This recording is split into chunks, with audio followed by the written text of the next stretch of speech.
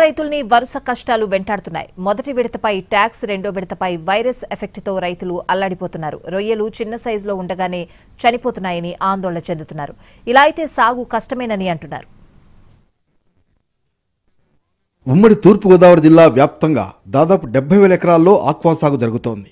Trump సుంకాల ఎఫెక్ట్తో ఇప్పటికే రైతులు తీవ్రంగా నష్టపోయారు. గతంలో ఎప్పుడూ లేని గడ్డు పరిస్థితిని ఎదుర్కొన్నారు. దాని ప్రభావంతో లోకల్గా ఉన్న ఎగుమతిదారులు కూడా సిండికేట్గా మారి రేటు పూర్తిగా తగ్గించేశారు. దాంతో ఎంత తక్కువ కౌంట్ ఉన్న ప్రాన్స్ అయినా కనీస ధర రావడం లేదు. పొలాలని చెరువులుగా మార్చి సాగు చేస్తున్న రైతులకు గిట్టుబాటు దక్కడం లేదు. ఆ ఎఫెక్ట్ నుంచి ఇప్పుడిప్పుడే కోలుకుంటున్న రైతులు కనీసం రెండో పంటైనా ఆశాజనకంగా ఉంటుందని భావించారు. కానీ వైరస్ రొయ్యలపై దాడి చేసింది. చెరువులన్నీ నాశనమైపోతున్నాయి. ప్రధానంగా white spot, white gut, EHP వైరస్లతో విరవెలలాడుతున్నాయి.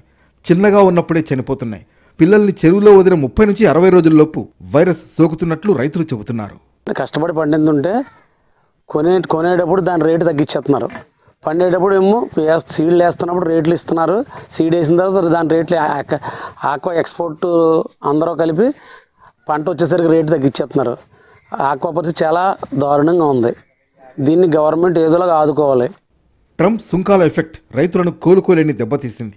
దాని ప్రభావం నుంచి ఇప్పుడిప్పుడే కోలుకుంటున్నారు. వచ్చే క్రిస్మస్ టైం నాటికి విదేశాలకు ఎక్కువ గిరాకీ ఉంటుందని ఆశించారు. దానికి తగ్గట్లు పెట్టుబడులు పెట్టారు. కానీ పరిస్థితి పూర్తి భిన్నంగా ఉంది. వైరస్ అటాక్తో రొయ్య బరువు పెరగకుండానే ఇబ్బందులు మొదలవుతున్నాయి. ఆశించిన కౌంట్ వస్తే మంచి ధర పలుకుతుందని అనుకున్నారు. కానీ పరిస్థితి తలకిందులైంది. 100 కౌంట్ ఉంది. 100 కౌంట్ వచ్చి 200 రూపాయలు.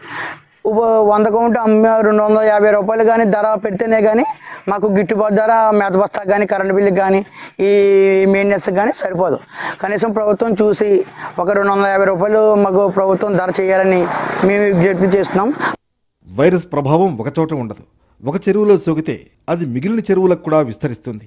వైరస్ రాకుండానే అమ్మేద్దామంటే మరీ చిన్న సైజులో ఉంటాయి కాబట్టి రేటు రావడం లేదు. పెద్ద కౌంట్ అయ్యేంత వరకు పెంచుదామంటే పరిస్థితి ఆశాజనకంగా లేదు. కిలోకి 100 కౌంట్ వస్తే 250 మించి ధర పలకడం లేదు. ఇలాంటి పరిస్థితుల్లో ఏం చేయాలో తెలియని పరిస్థితిలో పడ్డాడు గోదావరి ఆక్వా రైతు.